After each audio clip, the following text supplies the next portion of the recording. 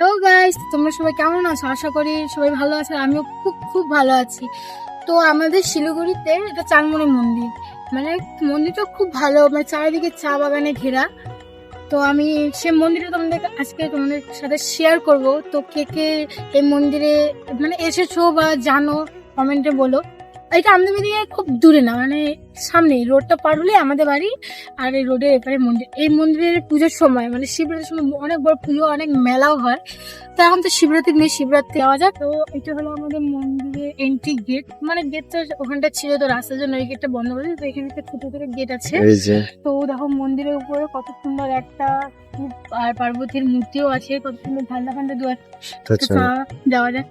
তো পরিবেশটা দেখিয়ে দাও, চা বাগানের হ্যাঁ। গাছগুলো। ওখানে রোড হচ্ছে, মানে ব্রিজ হবে। ওখান থেকে নেমে সিধা যেতে হয়। সিধাই মন্দিরটা, মানে ঘোরা পেঁচা কোনো বলি ফলি নেই। আর চারদিকে কত সুন্দর চা বাগান, কত সুন্দর গাছপালা আছে। পরিবেশটা খুব ভালোই। তো ওই বিল্ডিং গুলো যে দেখতে পাচ্ছেন না, দেখতে পাচ্ছেন। তো এই বিল্ডিং গুলো যে আছে, ওগুলো হলো উঠতে ওখানে ফ্ল্যাট দেওয়া হয়, ফ্ল্যাট কিনতে পাওয়া যায় বা ভাড়াও দেয়। ওটা একটা সোসাইটি টাইপের পারে। তো তোমরা দেখে তো গেটের ওই পারে মানে শিব পার্বতীর মূর্তি আছে। এখানে শুধু ভোলানাথ আর নন্দী ফিঙ্গির মূর্তি আছে। দেখে নাও হচ্ছে, তোমরা দেখিয়ে দাও। এখন আমরা চলো ভিতরে যাওয়া যাক। মন্দিরে অনেক লোকজন আছে, পূজা হচ্ছে হয়তো কিছু। তো চলো দেখি, তোমাদের সাথে শেয়ার করি, কারণ এখানে অনেক পুজো হচ্ছে, জুতো পরে যাওয়া যাবে না। তো তোমার জুতোগুলো ঠিক।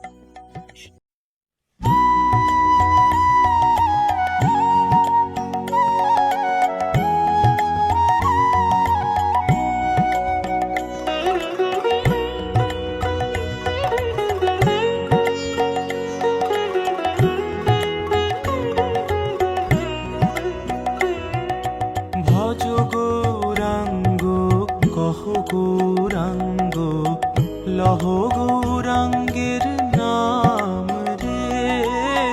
ভজ গৌরাঙ্গ কহ গৌরাঙ্গ লহ গৌরাঙ্গের নাম রে।